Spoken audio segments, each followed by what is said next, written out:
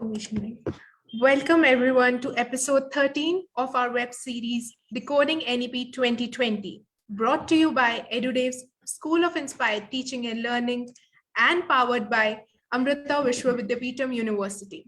I, Kuhika Dhingra, on behalf of EduDev's, present to you our esteemed panelists who have gathered for an enriching deliberation on hybrid learning, a new normal. Introducing an eminent edu leader, Mrs. Ashrita Das, Principal, La Martiniere Girls College, Lucknow. An educationist with over 20 plus years of experience, she has worked with the Council for the Indian Secondary Certificate Examination, Derek O'Brien and Associates, and Hope Initiative. She has been the proud recipient of the Exemplary Leadership Award at the Edu Leaders Conclave. And under her excellent leadership and guidance, La Martiniere Girls College ranks top in the top schools in the Uttar Pradesh state. We are honored to have you on our panel, ma'am. Thank you so much. Humble to welcome Dr. Jaishri Bharara, Principal, Jaipurya Vidyalaya, Jaipur. A dynamic principal, her total work experience spans over 33 long years in the field of education.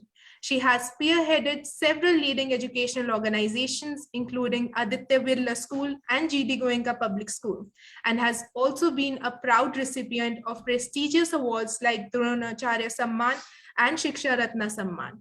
An artist and adventurer at heart, she is determined to bring transformation in the field of education with her belief that God gives his hardest battles to his toughest soldiers. So keep going.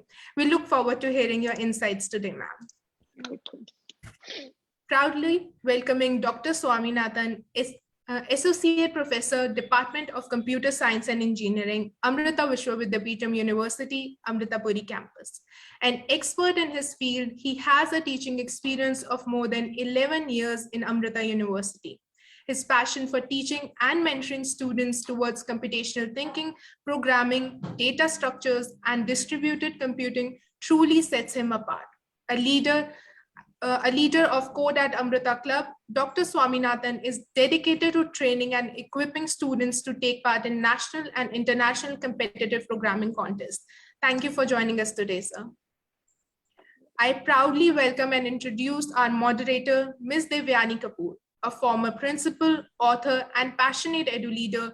Ms. Kapoor carries over 3 decades of experience in the education sector. A pragmatic thought leader, she is the founder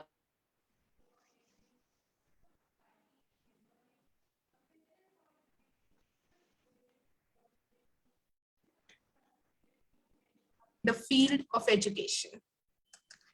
Once again, I welcome all of you who have just joined the session, and now I hand over the baton to our moderator, Ms. Devyani Kapoor. Thank you so much, Kuhika, for such an illustrious introduction.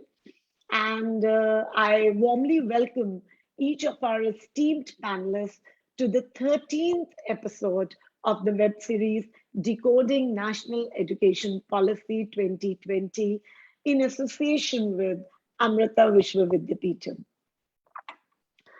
I would like to begin with the thought that came up with me while I was researching about certain stadiums, and I really liked this thought, so would like to share it.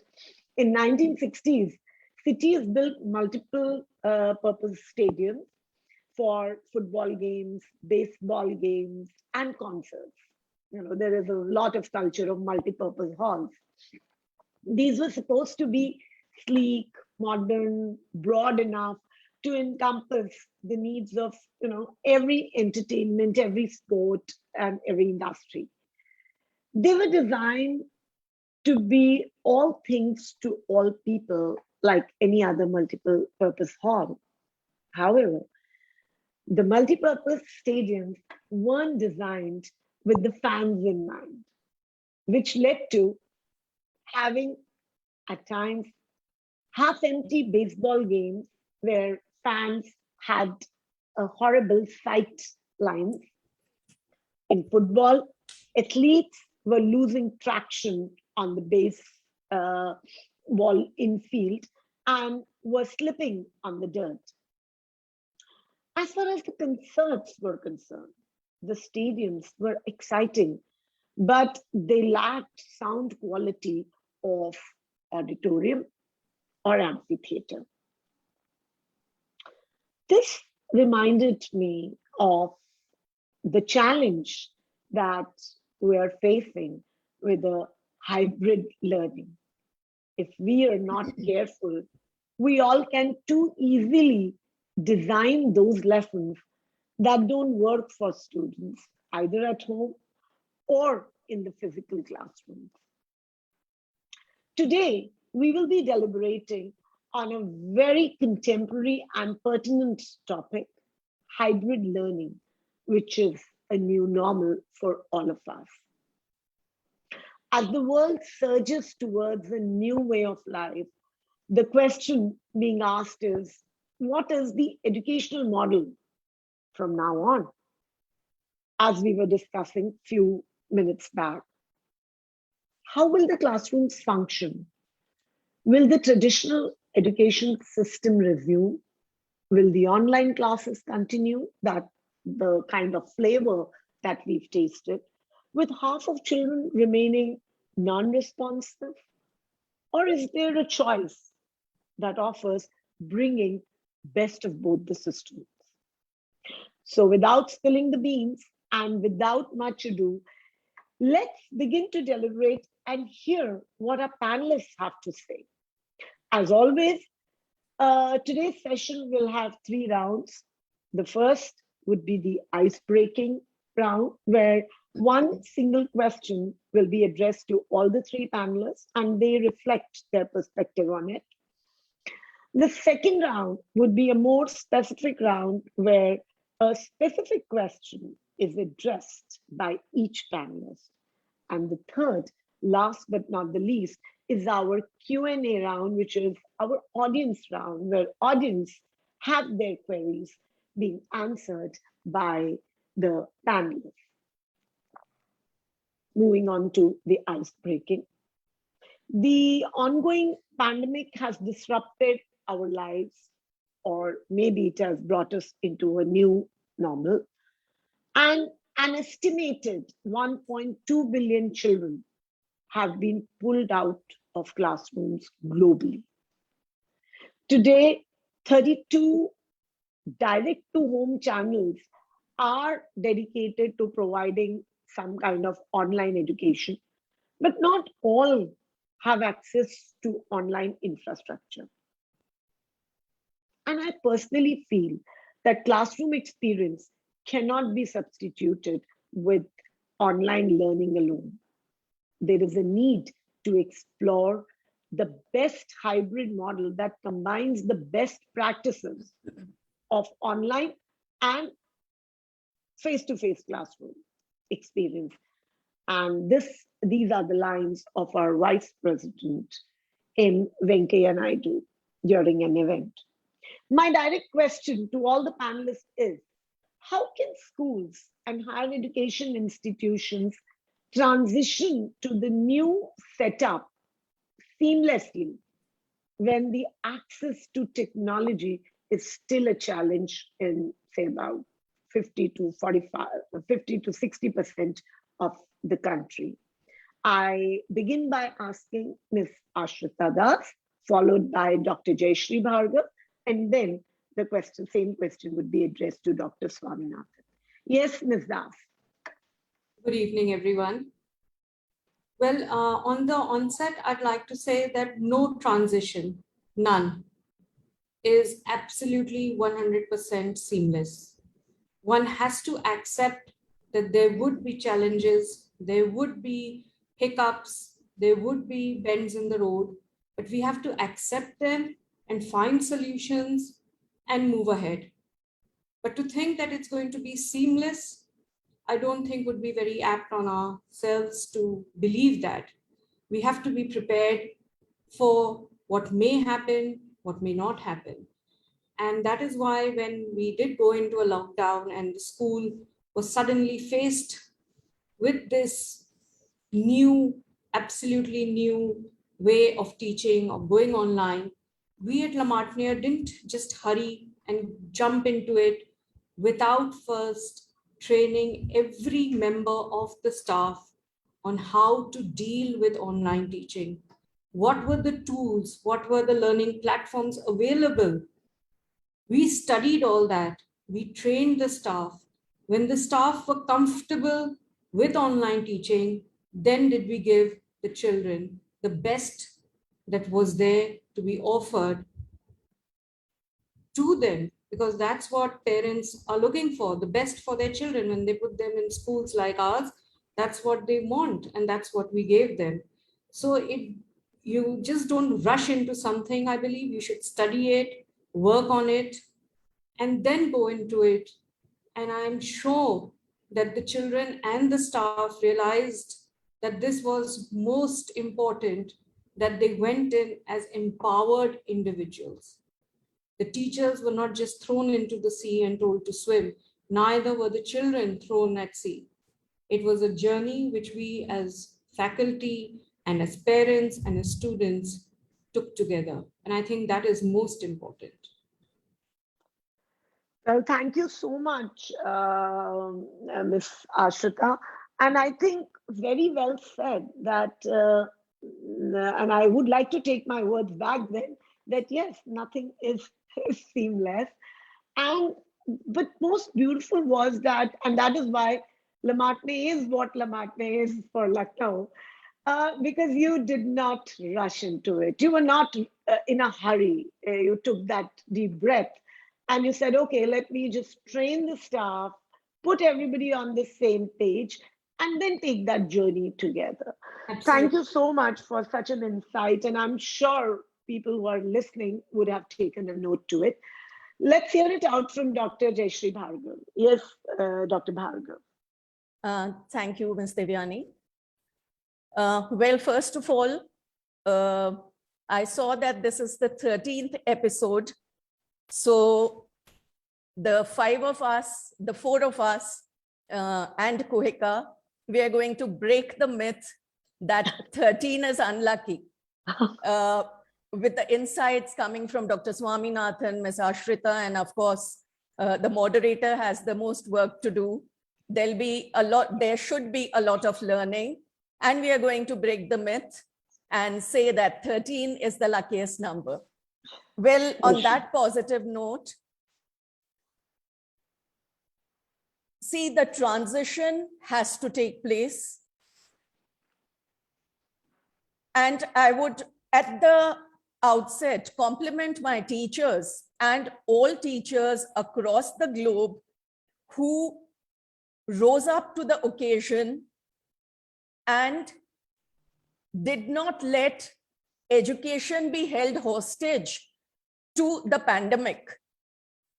I think on the 21st of March 2020, the lockdown was announced, and everybody thought what would happen to education, and especially the school education, where the students are not in the know-how of so much of technology. But the teachers started with small things first. So they started with what is common to everybody, with WhatsApp, small little learnings through WhatsApp, which went on to worksheets, to Google Sheets. Then came Zoom. The teachers gradually empowered themselves, of course, with the hand-holding from the organizations. And ultimately, today, they are not just comfortable, whether in the age group of 25 to 28 or on the brink of superannuation, everybody is comfortable. You can say all teachers are tech savvy, and on Microsoft Teams or whatever be the platform, they are imparting education to all the students. So the transition from WhatsApp to worksheets, to Google Sheets, to Zoom, and ultimately to a bigger platform, gradually the teachers took the students along with them. Whatever hiccups were there, they tried to remove those by, at times, even by calling those little ones with their parents to school and see what is wrong with their device. So this is how they themselves empowered, being teachers, they lived up to their name, and today they are doing an excellent job. I must congratulate all teachers, whether school teachers, college teachers, university teachers, for having lived up to the occasion and not let the pandemic hold education hostage. Thank you so much, Dr. Bhargav. So well said. And, you just pushed all of us back down the memory lane that, yes, it all started with hurriedly WhatsApping and, clicking the pictures of the worksheets or probably sharing the worksheets on WhatsApps and then the Google Sheets. And yes, the journey has been really experiential. And yes, but that also is so reflective that every teacher, um, reinvented herself and being part of this fraternity, I know that we are the best when it's when it's we are in the classroom with the chalk and with the board. But from there to a stylus and the virtual screen, they did it so well. Moving on to Dr. Swaminathan, let's hear out how it happened in the universities and what was the challenge that was faced. And yes, let's hear you out. Yeah. So I think from our university point of view, see, actually I belong to the computer science department, right? So being a college and a university, people were already quite more familiar with the using systems and then networks, and they are a little bit better off than the school, I would say. In fact, now everyone, I used to have a laptop, and then everybody was doing things over network and doing calls, and so it only had to enhance. But the greater challenge was from the students' point of view, right? So from the students' point of view, like how to convince the parents that see, how is this online education going to be? Is it going to be effective? What's going to happen? Whether if the student is actually if their watts are free on some days, then parents were suspicious. Whether the classes are going on or the students are bunking it. I mean, there is literally no way. And we also had this challenge, right? When the student is sitting on the other side, we don't know whether he is really listening. At least directly we can see them. So these kind of challenges were there, but I think we had used some kind of come up with our own innovative strategies to actually keep them at least to keep track of them to a reasonable extent. But overall, what I feel is I like the way Ms. Ashrita expressed, like no transition is for it's basically seamless, right? So that's exactly the point, right? And as Jaishri ma'am also said, people were learning and coping up, and then they actually overcame this particular thing, right? So the thing is, COVID in a way it had forcibly done part of the work itself. But the difficult areas were like the poorer sections of the society who didn't have an adequate infrastructure. That's where they were the people who were hit hard. And I think see, overall, if I look at it, government has a big role to play here, right?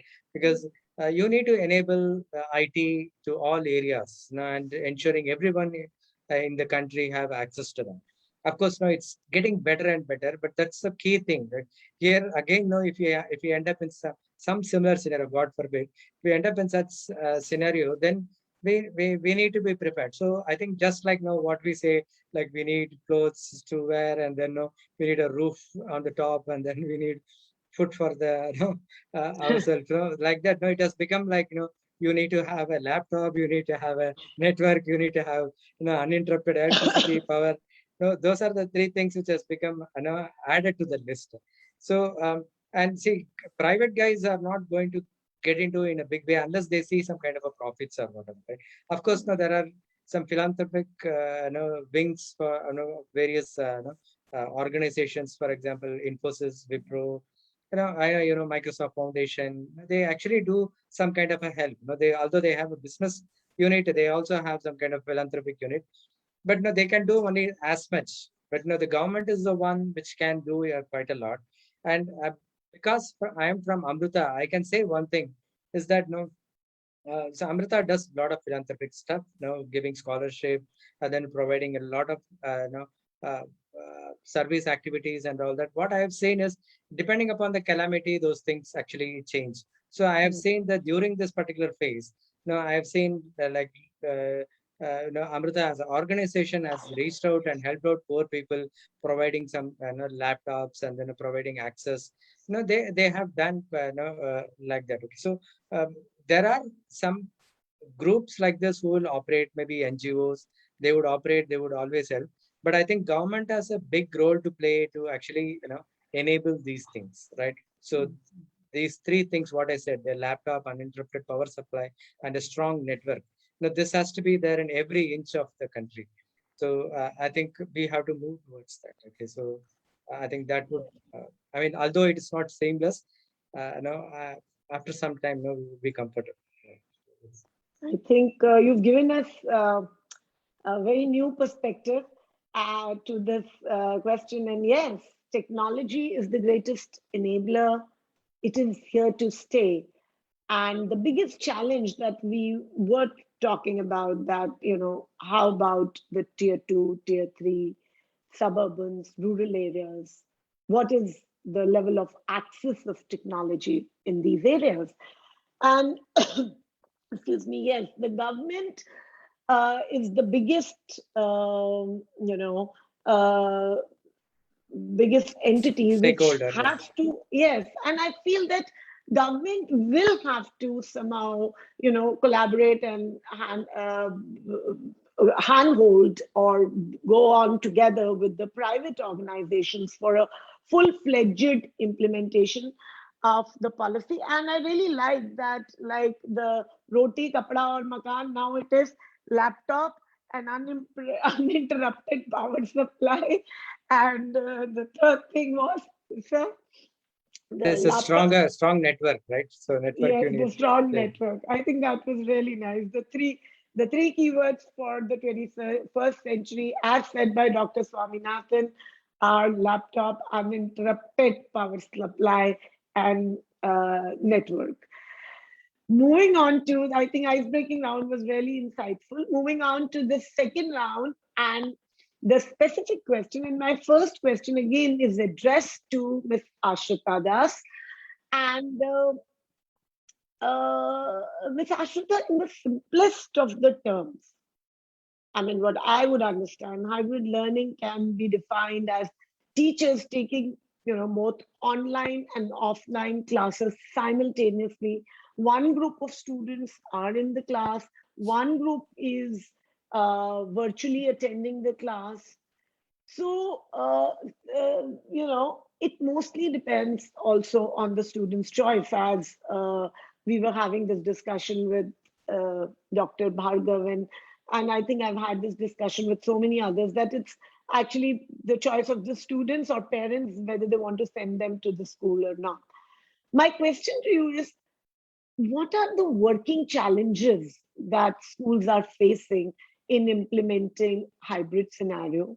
Also, if you could just throw a little more light on, synchronous and asynchronous and the other multi-synchronous ways of learning. Very quickly, if you could, but then also the challenges that you all are facing. Thank you for that question, ma'am. Well, actually, at La Martiniere, we aren't following the hybrid model as per se. We are still online. We haven't opened school for everyone. Students are not coming to us as of now because more than 80% across the school, parents decided that it was safer to have children study online. And I think the reason for that choice at La Martiniere Girls was because the staff were doing such a wonderful job of teaching online, because they were so empowered to do it, that a lot of parents also wrote in saying that they found that their children were finding this way of learning far more interesting because teachers were putting in videos and clips and other things to make the class so interesting that children were actually learning much more during online, which is something we have never heard from any other school. Whenever I have met with other principals and colleagues, that children were actually enjoying online lessons. And that completely goes to the hard work that the staff have put in at La Martiniere Girls to make every lesson so enjoyable. Of course, this is just to keep the children safe, because as we were discussing earlier, even if one child now does get COVID, how many people are we going to quarantine? So if I'm going to have to quarantine that class and those teachers that went into the class, I would say that's a waste of 5 days of work, which would continue online. So we have continued with our studies online, and we've been able to finish the curriculum, do very well. And our ICSE and ISC results have also proved that without the children coming into class for a single day, we had a class average of 91%. So a class average of 91% where not a single child in both the exams scored below 85 says a lot for how teaching is happening online. And here I'd like to bring in what Dr. Swaminathan said about the government's role when we're not talking about La Martiniere and ensuring that everyone has power supply, network, and technology, is probably to rope in a lot of CSR so that every child has access to education today. I think there is no better time than what is that every child gets an education. Education should not stop despite whatever may be going wrong. So I think we all need to realize that, and the government has tie-ups with so many companies. CSR is now mandatory. So maybe the government can just, use all of this and the funds and ensure that every child, and the dropout rate from schools, government schools, need to collaborate with institutions that have the money, would be willing to pour in the money so that children have access to this sort of education and remain safe. The main thing is the safety of children. That is my belief. Yeah. So, but I'm sure you'll be hoping, because probably pandemic had put us all on a roller coaster. It brought us into the new normal. Hybrid learning was something that was being contemplated even before, pandemic had set in. So do you, what are your views? Like, you will be, because at that moment, yes, and we've all seen how Delhi and, UP was hit by the second wave. So yes, you become double cautious. But when you talk about hybrid, do you see its future in, and what would be your personal take on shifting your school on a hybrid model? Because eventually an online thing will not, just an online thing will not last for. So what would you think And about? online education can never take the place of what a child learns when they're in a classroom. There are Right. so many other skills that come into play, which children are absolutely missing out on. A very simple example is when we admit children at the level of, the starting of school, which in our school is lower preparatory, 4-year-olds entering school. Last year, they haven't even known what it is to see their class teacher. And this year's children have never even been to a play school. So they have no idea of what even a classroom situation in a play school is like, let alone in a mainstream school. So we will, have the repercussions of all that. But like I said, no transition is seamless. So we will have to prepare ourselves for what will come our way. Yeah. We will also have to work out the number of hours teachers are going to teach online, hybrid model, how well it is going to work, because a teacher paying attention to a camera on her laptop vis-a-vis 20 children sitting in front of her in a class. So one will really need to work out on those things before we can, really give an opinion. I don't think it will happen as like just now, where she's got children in her class and also teaching online. I think online would have to be a separate segment altogether, and in the class a separate. So maybe we'll have one teacher taking online classes, another teaching Also, taking the same subject, but with the children in class. So we'll have to see and work that out when the time comes. I'm hopeful that we'll get our students back, things will normalize, and then we can plan properly as to how to move forward. But Yeah, online sure. teaching has definitely taught us about how, there is an alternate way of teaching, of conducting class. So probably if there are, uncalled holidays, emergencies, we can go back to, teaching online and not missing out on curriculum and not hurrying up the syllabus, because there is something that we can fall back on, something that wasn't available to us 2 years ago. So that is a positive. And I'm sure that when we are faced with actually deciding on a hybrid model, how to go forward, there will be people to guide us, and we'll be able to take good informed decisions. Very true. Very true.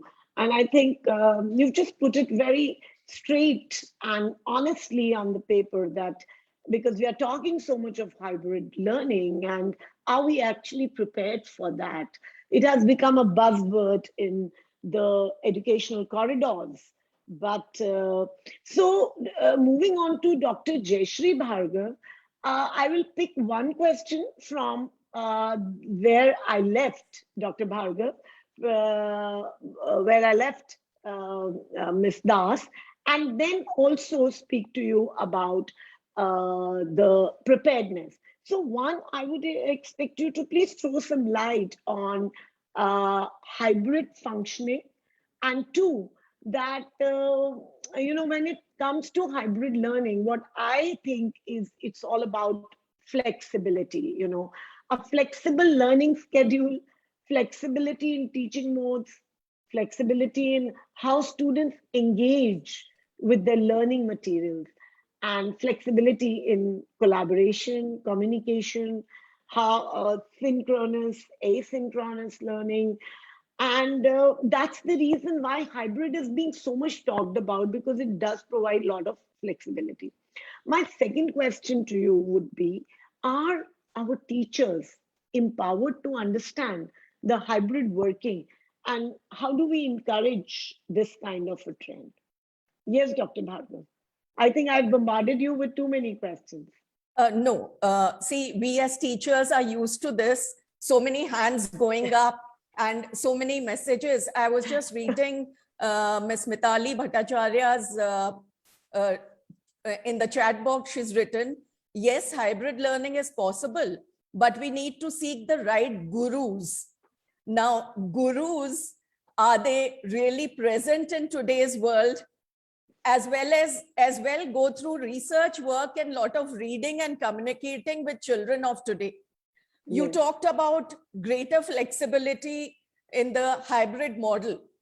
Definitely greater flexibility allows better teaching and hence effective learning. Now, from where does the word hybrid come? Hybrid is the offspring of two different species. In earlier times, we heard of a hybrid of a dasheri and a lagda aam. So that's a hybrid. And here in hybrid education, we are talking about online and offline. If I go by my experience, Ms. Devyani, our school is a charitable organization, and we have heterogeneous group of students. So more or less, those who are coming offline for face-to-face classes are mostly those who cannot afford a different device for each member of the family. Leave aside a laptop. So we have to cater to both the diversity on the financial front as well as the learning. So this is how we are working. As I told you, we have 30% students coming for offline classes. These are with the parents' consent. So the hybrid model is, the catch here is the parents' consent. If the parents are apprehensive about the third wave and they don't want to send their children, we cannot force them. Using artificial intelligence intelligently in the hybrid model, it will assist the teachers in the class planning, student profiling, whether online or offline, record keeping, the learning predictions, crafting out their courses.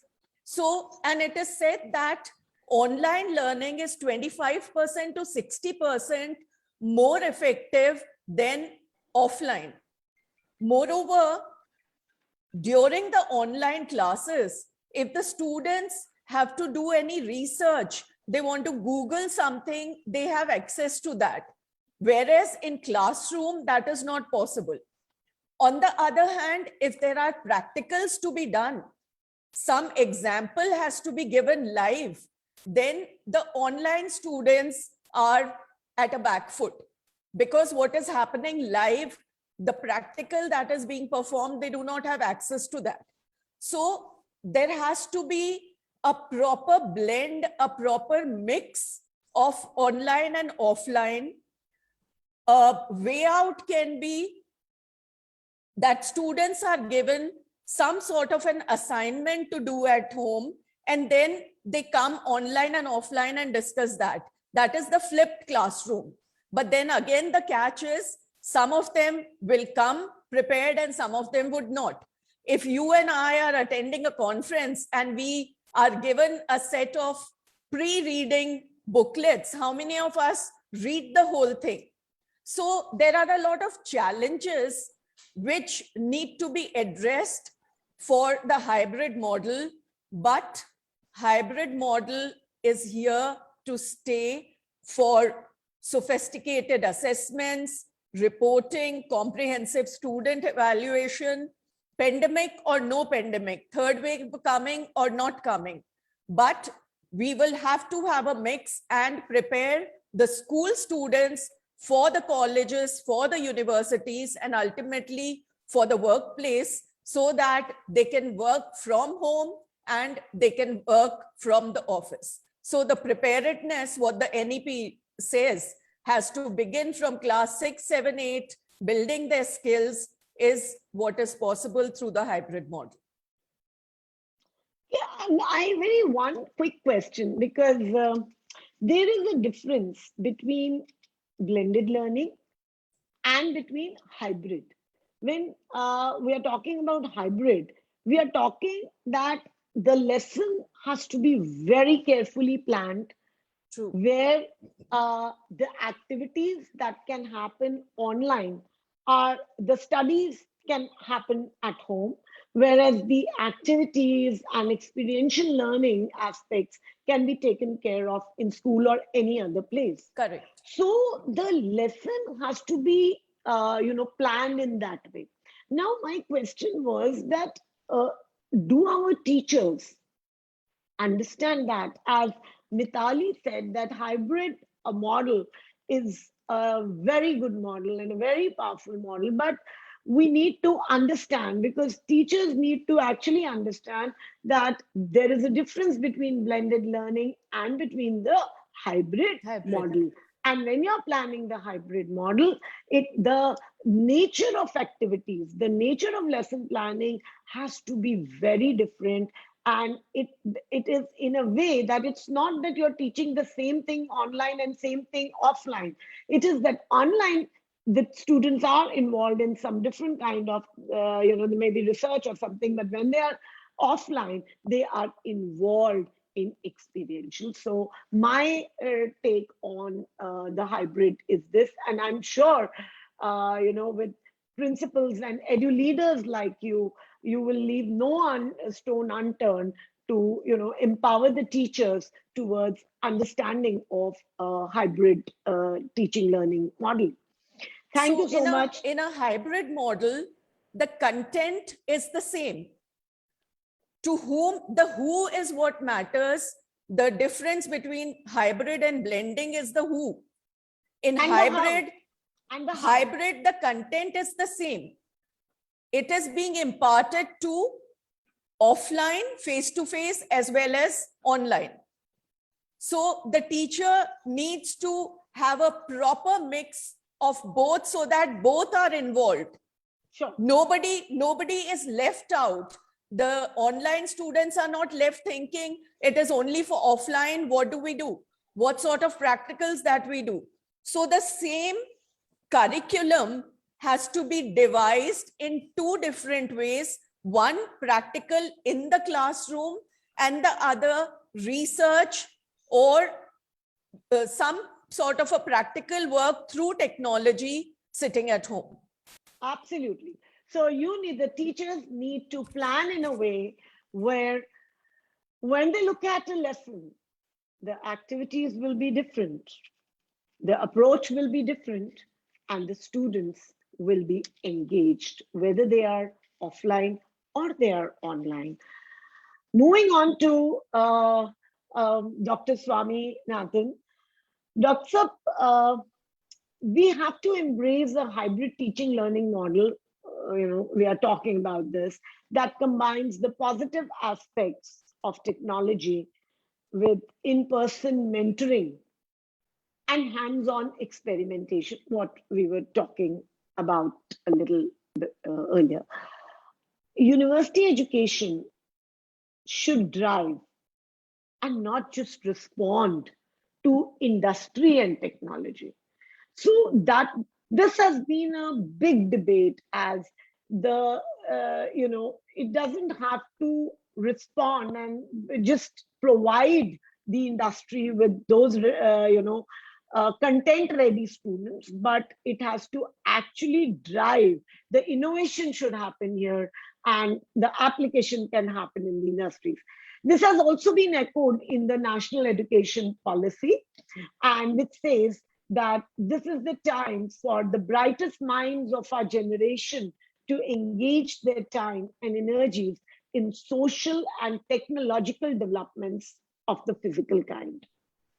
Now, my question to you is, how do you think universities and these educational institutions will become the propellers of technology driving the industry? Over to you, Dr. Swaminathan. Okay, thank you. So, if you look at the India institutions right now, it's limited to, like, they provide the skilled people, right? So probably, if somebody enrolls in engineering or any other course, management course, so you provide the necessary skills, probably, the foundation knowledge that you give, and then they join the industry mostly as freshers, and they rise up the ladder through that way. Okay. But even you can generally hear that there are from the industry, they always say that the skill expectation from the industry, and as opposed to the people who graduate, there is a wide gap, right? There is a large gap between these two. So the students who come out of the colleges, they are not like industry ready. That's what they have. But if you take a deeper look on this, okay, um, there is a like there needs to be a shift in the way the students operate. For example, if you take the schools, like at least people really put their gear to the fifth gear. They put when they are in the 9th, 10th, 11th, 12th, and then they slog out, and then they want to get into some good engineering or medical school or things like that. So essentially, if you look at uh, they're deeply pushing their effort on, like, now how to crack the exams, how to crack the entrance exams. These are the NEET or whatever. Now this is what they are focused into, right? And there is a good thing about it, because people are slogging out, they are working hard, and then they are understanding, they are owning up for themselves their career. They are working towards it. It's all very good. But what really happens is that the students, they lack they are set in a particular environment, right? So they have been given a target, and they are focusing on the target, and the kind of pattern that of questions that come, and how they have to crack that, and then tips and techniques. This is what they get from the tuition classes around, and this is the way they proceed during this time. And if you take the look at the industry, okay, when you look at the industry, what do they want? They want people who can think on their own, and then not really need hand holding. they can, you given a responsibility, they want the ownership to be taken. So if you look at the way they were fostered in school, and then what is the expectation, there is a fundamental difference, like the ownership and then creative thinking. There is uh, like you don't have a set target, set environment, set pattern, but now you will have to apply your free thinking skills. Now these are the things that are required, right? So at the college is the place where they have to get this skill. They have to move from they have to transition from this point to that other point. That's when then they can actually get into. So we, what we do is, we try to focus on developing the critical thinking skills. These are all the innovation, put them in some situation where they have to come up with an innovative solution. And not only in the technical front, but even in the behavioral front. We do all that kind of a things in the engineering, generally in engineering or any other institution, we do that, right? So this would put them in a good situation, where when they go into industry, they can actually, they can contribute better, they can be more reliable people and all that. But coming to the point that what you said, no, as an institution, we need to be focusing on not only providing things, but we should be actually driving things, right? So that is pretty much possible depending upon the area. That's what I feel, right?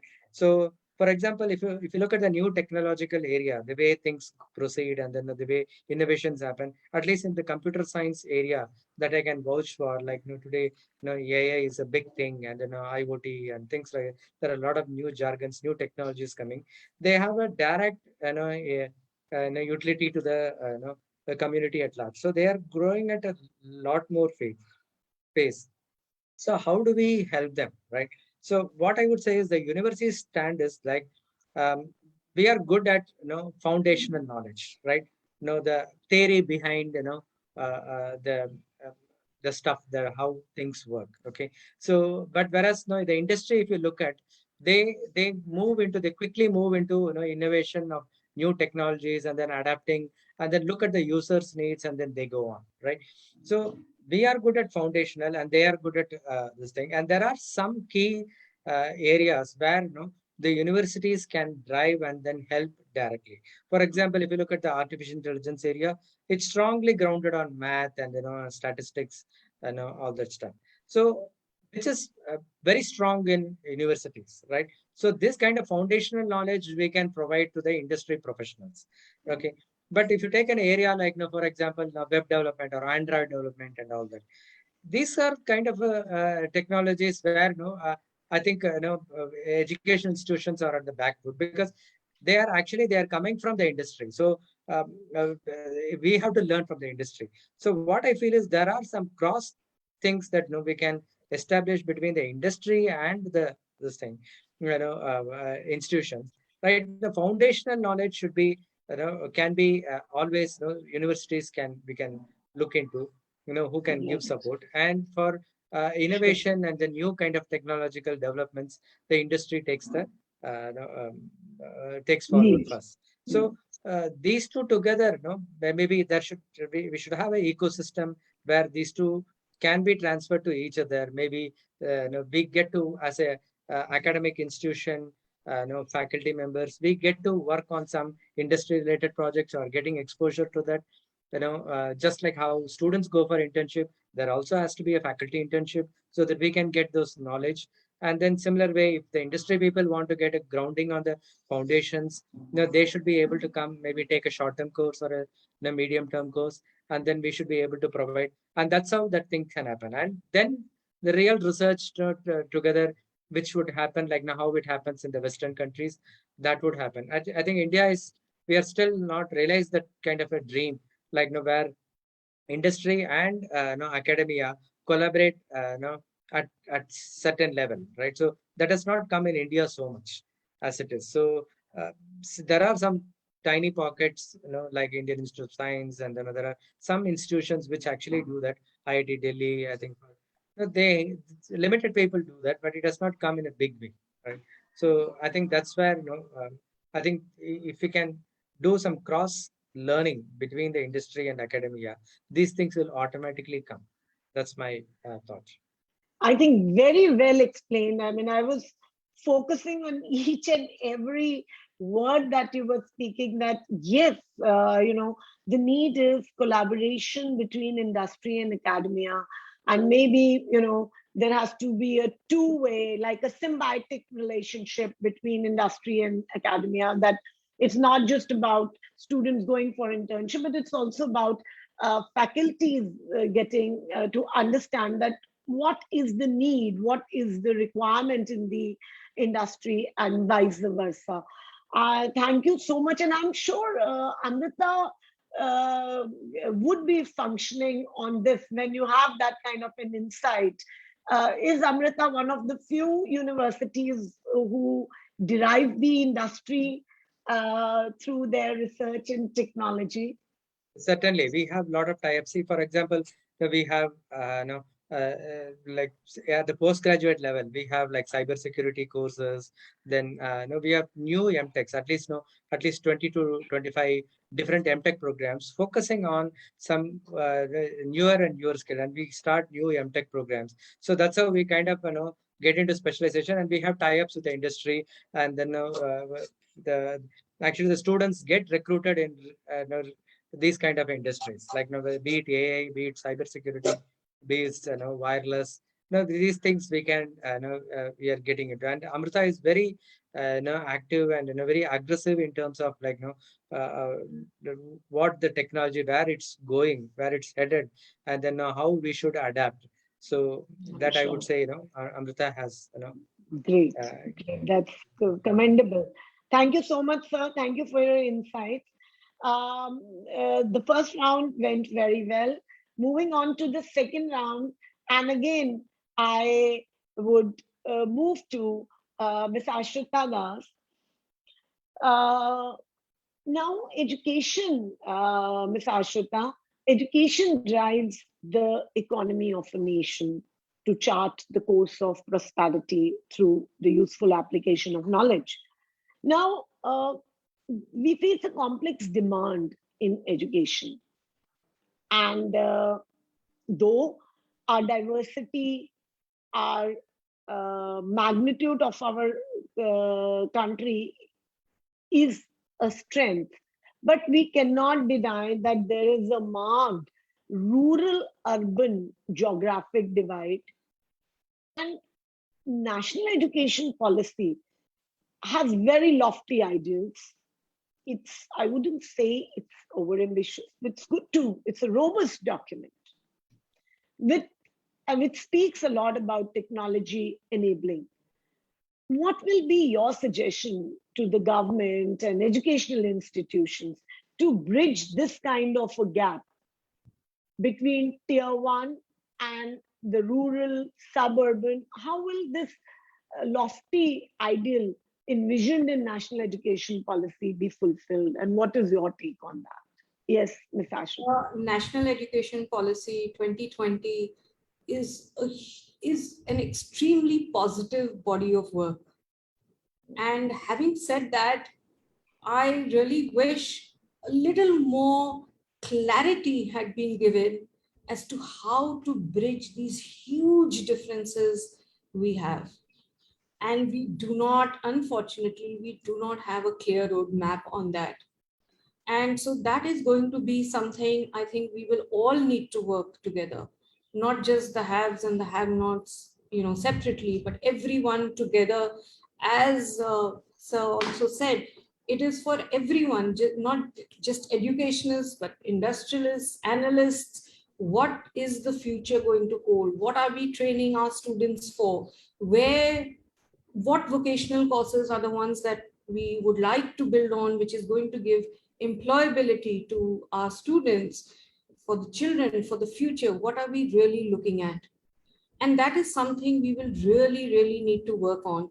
And how we are going to be able to bridge this gap of good internet connections, technology, power, which is so basic as a need today for education. There are still so many who are without it. So we really need to ponder and think how we are going to bridge all this and come together so that we are a stronger nation, education wise and future friendly.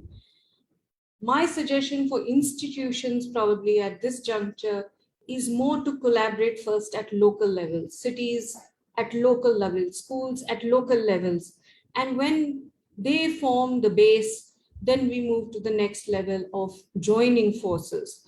But I think as step one, it would be all of us at local levels working together, bridging gaps amongst ourselves, helping each other out, so that at a local city level, we all know what we're doing. So that I think is the first step, and then we move into other cities. But when and we all move forward in that way, I think that would be very beneficial to society as a whole. And the suggestion for the government would be use this time to come up with concrete, doable. The word I'm going to use here is doable roadmaps. So once we have something that is doable, attainable, and it doesn't seem out of reach to those whom it matters to, it becomes something that people can actually feel the need and rise to that occasion. Like maybe like something like weight loss. If I think of losing 20 kilos, it seems too much. But if I have to lose 5 kilos, it seems more doable. So if I know that, I have to do 0.1, that's something much more doable than seeing something as big as the NEP, as huge as it is, and that it seems so impossible to do. But if we just break it down into simpler things and come together, I think we'll have a wonderful future for the children of this country. Very well said. And I really like this idea that doable and attainable. Ms. Ashrita says it should be doable and attainable. So taking small baby steps, because when you look at I mean, obviously the policy document, maybe, I don't know for how many years that will be applicable, and it will take years and years for its full and fledged implementation. Also, one quick question to you, Ms. Ashrita, that government will be doing and government has a capacity to do, but what do you think is the role of progressive schools, the schools who can be the trailblazers, who can be the torch bearers, what role they can play to uplift or develop or handhold the schools which need that kind of a support, which fall in the other side of the divide that I've been talking about? I've had a little bit of a talk with you on this, I think about 2 weeks ago. And something that I've spoken with the Commissioner of Lucknow is how our teachers are our biggest resource. At least for me at La Martiniere, they are my biggest resource. And I think if La Martiniere is what it is today, it is because of the staff of La Martiniere. Sure. So I believe that they would be willing to go that extra mile and help train other teachers and help guide other teachers and share their knowledge. And sharing of knowledge not just helps educationists, but it helps future students. And I think every student has the right to good educational practices across this country and across the world. So if we as educationists can do this free of cost, I think we'll be doing a huge favor to the country and to the world at large. I think very well said, because organic growth, this organic growth and this organic growth model that Ms. Ashita Das is suggesting will be sustainable, will be a model which I think is doable, which also brings the noble aspect of education to its functioning at its best. That as you said that, the first thing was you wanted your staff to be fully empowered, because that was a big challenge to put them on a virtual platform to make them understand how to run a classroom virtually was in itself a big challenge.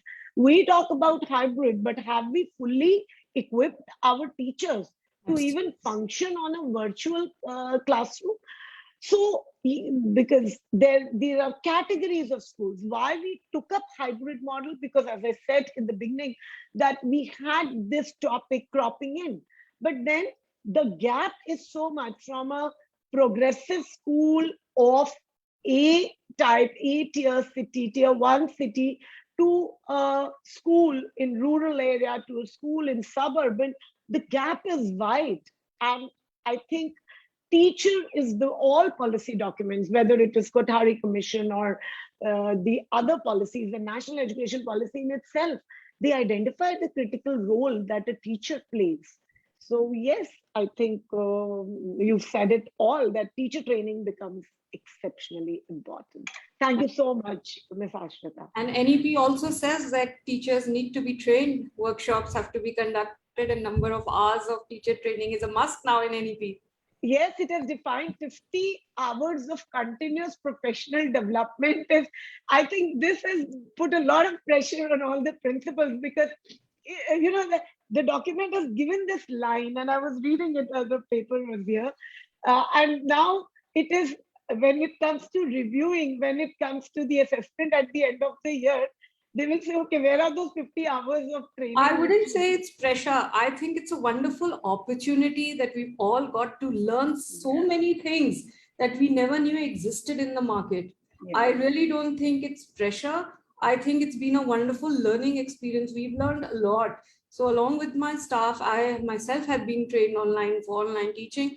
And I was just taken aback with how much there was out there, the number of things that make classrooms so much better, the way my teachers use these tools in their classrooms. It's been absolutely an amazing journey.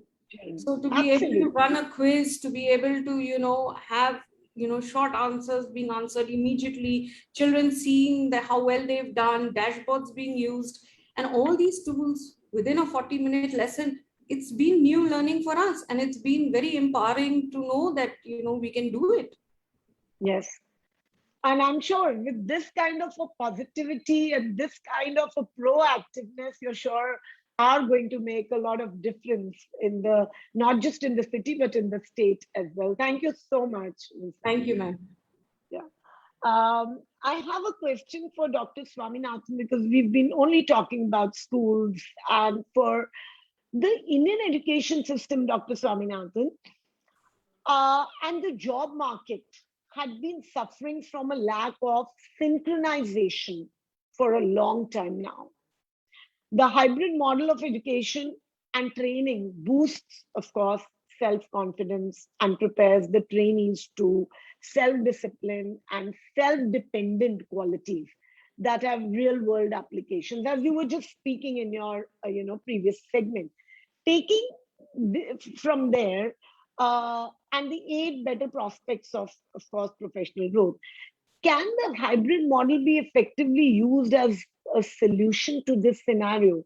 If you just link both our previous discussion and the gap between the job market and the education pattern. Yes, sir. Yeah. No, I think no, hybrid is the way. I mean, it's inevitable. Is what was my feeling is, because if you look at this because most of the thoughts that I mean I'm echoing are basically because I am from computer science background. Maybe it is not so much true for somebody else, right? So maybe a civil engineer or or a mechanical engineer, how it is, I don't know, in their domains. But generally from the IT point of view and the computers engineering department point of view, what I can say is hybrid is the way, right? So because see, there are some skills that if we don't even have books to learn, first of all, right? Let alone having a lab or like for example, let's say if you want to learn cloud-based kind of a thing, skill, but no, you cannot, no, you don't have that infrastructure in your campus or whatever. So we need to go online. We need to go online. We need to learn that. Okay, so I feel that whenever it comes to specialized knowledge or the latest knowledge, the upcoming new trends, hybrid learning, the online learning is the best way, because people always want to. I think you would have heard this particular term, like any software, it has a beta version, and then you have the actual released version, right? So the generally the beta version is basically for people to try it out, and then point out defects, and then so that they can be fixed before the official release. So it's a similar kind of a setup here. Like if you basically when if you're having a new technology and then you want it to become famous, for example, now let it be Google or Amazon or Microsoft. No, first thing what they do is they the new technologies, they bring it up. They make it available. They actually train people, train the teachers so that they can be adopted in the colleges. And we have some courses specially designed like that, right?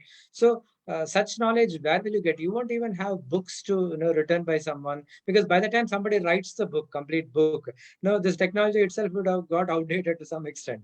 So I think in a fast moving world, and then in the technological space, online learning is the way. So I think uh, along with the foundational knowledge, this online knowledge, what we together call it as a hybrid learning, that is the way I see for the new technologies are Very in the well said. future. And Yeah. I'm sure what you've said will be, bridging this kind of a gap which exists between, unemployment, the job market, and the student who graduates with whatever courses.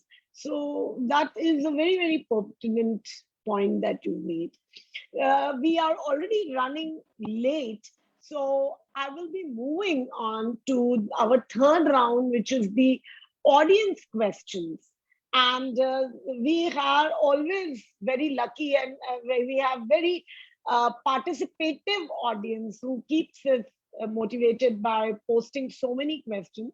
So there is this question posed by Jyoti Vibin Nair, St. Montfort School, Bhopal, and I'll address this question to Dr. Bhargav. How can the students on both platforms of hybrid learning be engaged?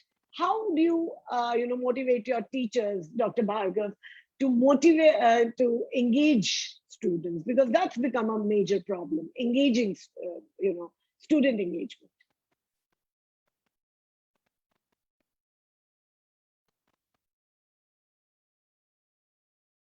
As Ms. Ashrita rightly said, the teachers need to be trained for that.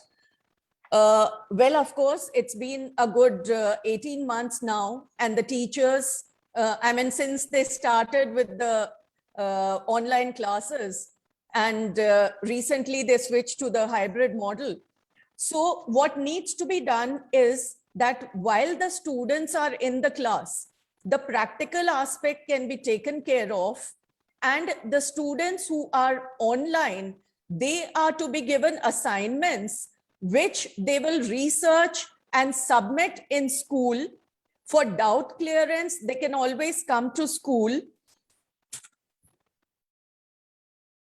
So the research aspect has to be taken care of. Today, the teachers are so empowered that sitting in their geographical areas, they can cater to maybe any end of the world. So while their content, their curriculum reaches the others, the main idea is, as the question came, to engage the students. So as part of the assessments, they need to be given assignments to be done at home, and it's along with a timeline. They can not go on and on and on with the assignments sitting at home.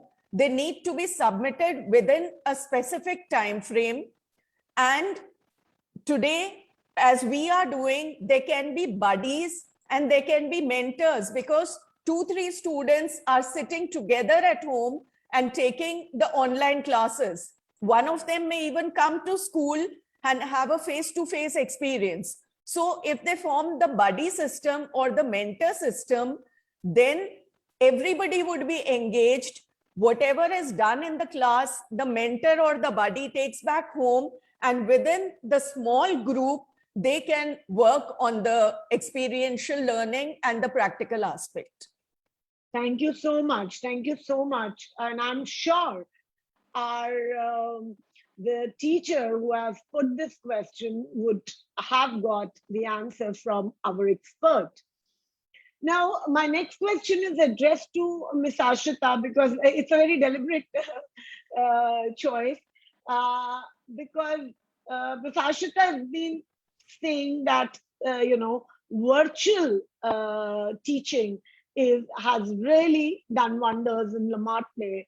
And we have a question from Ms. Monica Nangru, Sacred Heart Senior Secondary School, Chandigarh. And she says, how art and work education be effectively taught in a virtual scenario? What is the effective way to teach, the art forms? Yes, ma'am.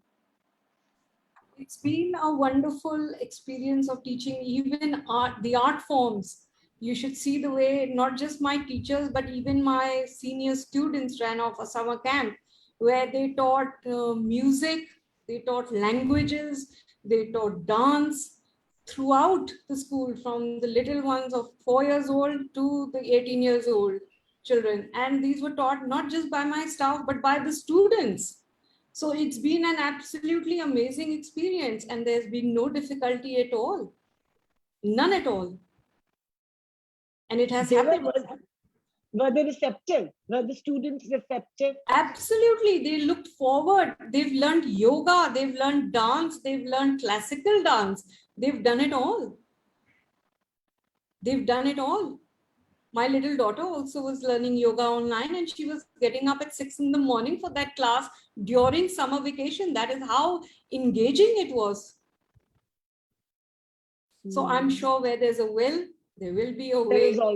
There is always a way. There are always solutions.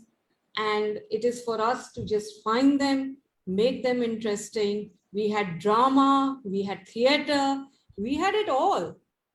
We had 18 camps, and I'm very, very proud to say our students ran those camps off for collecting money for COVID, and the school collected a near sum of 9 lakhs, run off only by the students of virtually, this and that too. Virtually, every class virtual by the students of classes 10, 11, and 12.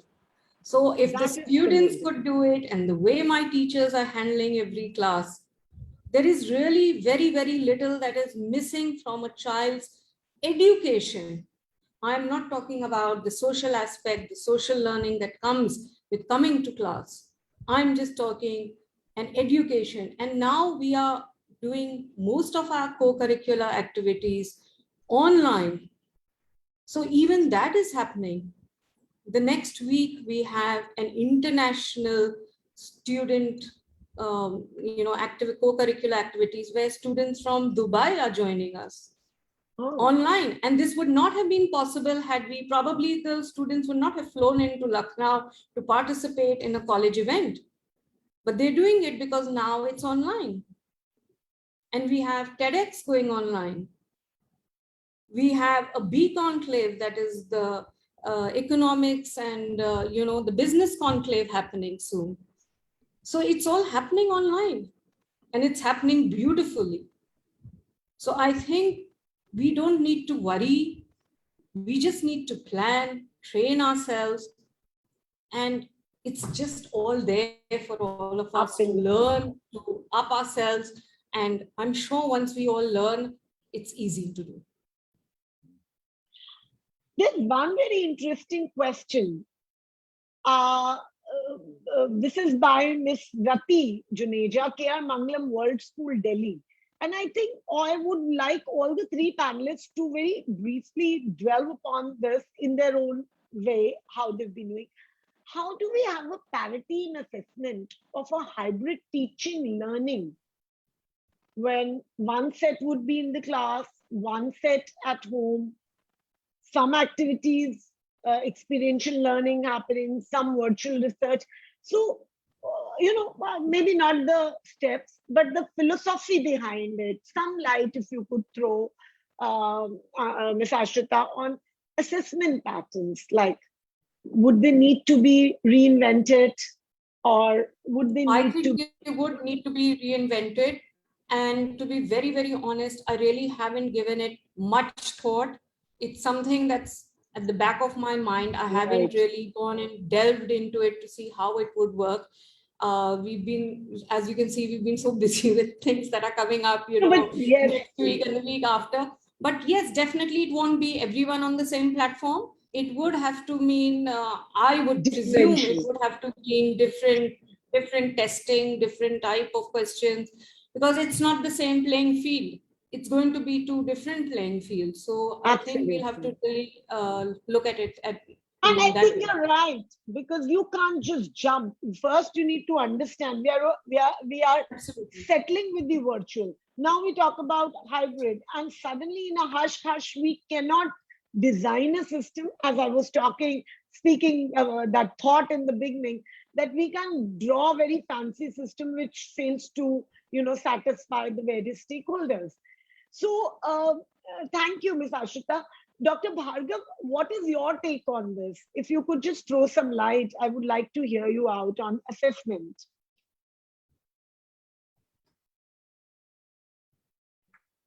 Before that, if I could take half a minute, when you were Sure. talking about the art and craft and co-curricular, we are doing it now. The students since past 1 month have started coming to school, and the little ones hardly have been here for a week. But during the online classes, we've had singing, dancing. Art and yoga is what everyone goes for. Whatever little function is there, whatever little festival is there, the whole social media is filled with the artwork by students. And today I would like to share, because Navratri is going on, I have never ever seen such beautiful Navdurga, 9 students dressed as different, all the Navdurgas, all online. So they dressed up at home and they presented themselves as Brahmacharini and Siddhidatri and Katyayani. So it was beautiful. We are celebrating all festivals online, and all activities are online. The parents are pressurizing us to increase the yoga time. So it can all happen during online classes. Now, coming to the assessment part, there has to be the term 1 and term 2, as CBSE has stated. But before that, we are giving various activities for the students to perform. There is their notebook preparation, there is practical work to be done, there is case study to be done. So there is value to every assignment that the student submits to the teacher, whether the parents come and submit it or the student themselves come. So every activity that the students perform, there is a value added to that. And this, under work experience and under skill development, this would be added to their assessment. So this is how we are going for it. Yeah, and I'm sure we need to now, things which were initially more like jargons, differential teaching, learning, assessment approaches. Now I think we won't be able to function without the differential teaching, learning, assessment models. All good things must come to an end. A lovely discussion was going on the hybrid learning, the new normal. We heard our panelists, their different views. We understood that it's important not to hush into anything. Hybrid model looks very fancy, very powerful, which is the need of the hour. But are we even truly equipped to handle the virtual classrooms? And secondly, We all resonated on the thought that it's the teacher who is the real showstopper in her class, and she is the magician. And so, empowering her with those skills which we need our students to be imbibed in is the need of the hour. Education cannot be stopped or be held hostage to a pandemic situation. This realization and the subsequent reaction of the government is pushing for a very agile and flexible National Education Policy 2020 is complemented with technological advent, adoption of it by private players as well. I would just take that one last statement by you all on how you all perceive the national education policy and the technological aspect which it has introduced. Just 1 minute, your thoughts before we break the session. I start with Dr. Bhargava because I see her on the screen. Yes, Dr. Bhargava.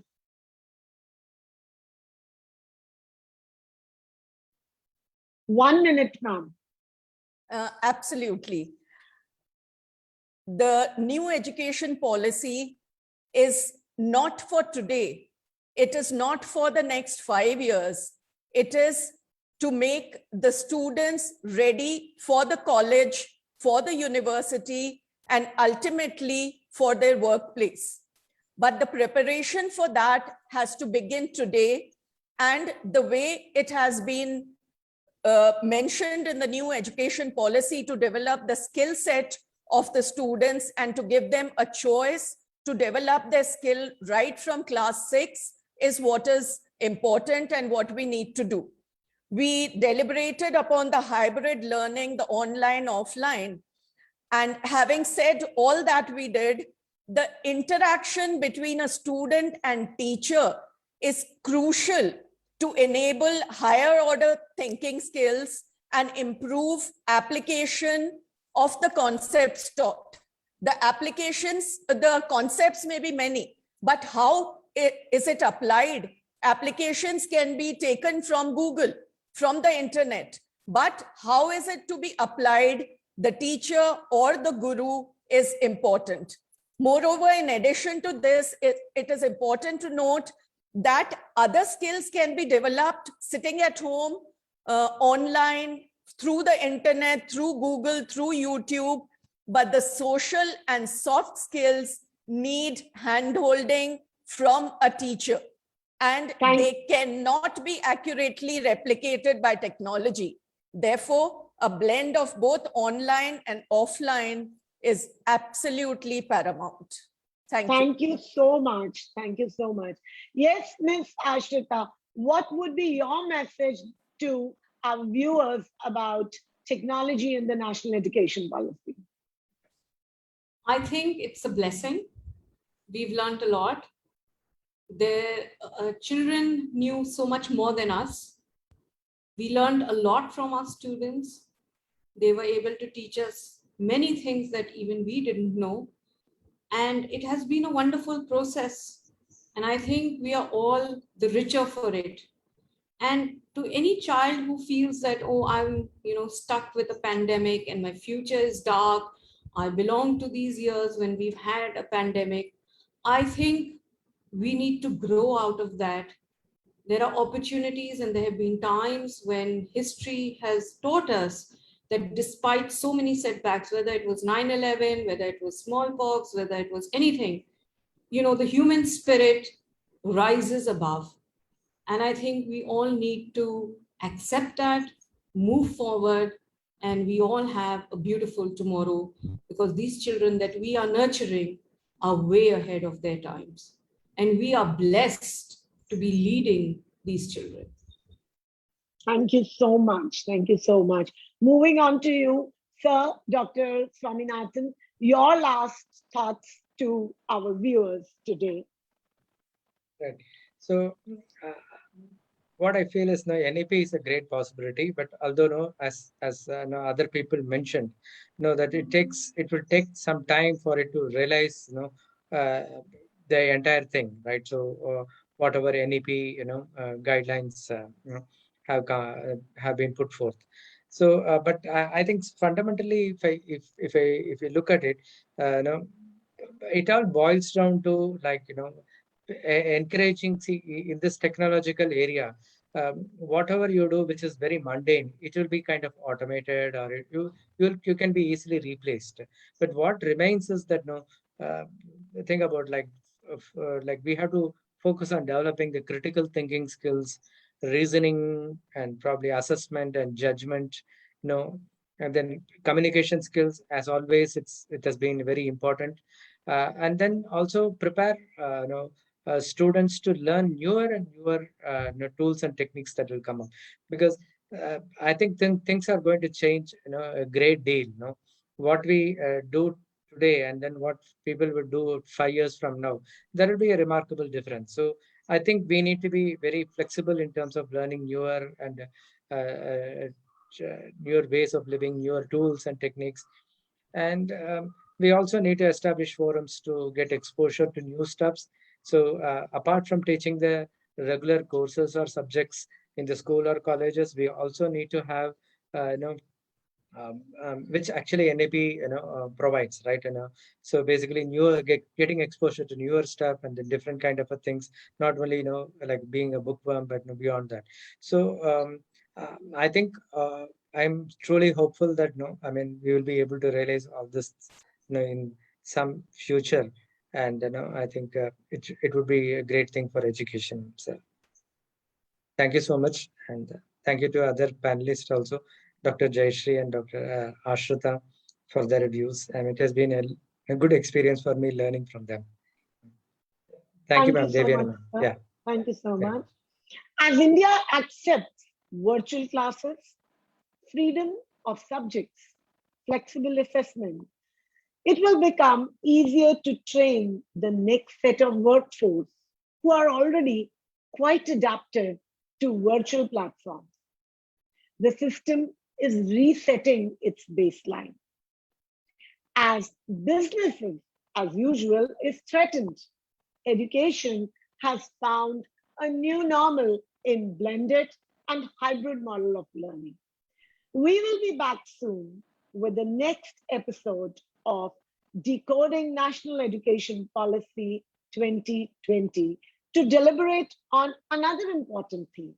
Keep watching for updates on our social media handles, and also do send us your ideas, thoughts, and questions on info@edudays.com. Thank you very much. With this, we take your leave, and today's session comes to an end. Thank you so much, all our esteemed panelists, for gracing today's session. Thank you so much. Thank you. Thank you. Thank you so much, ma'am. Thank you.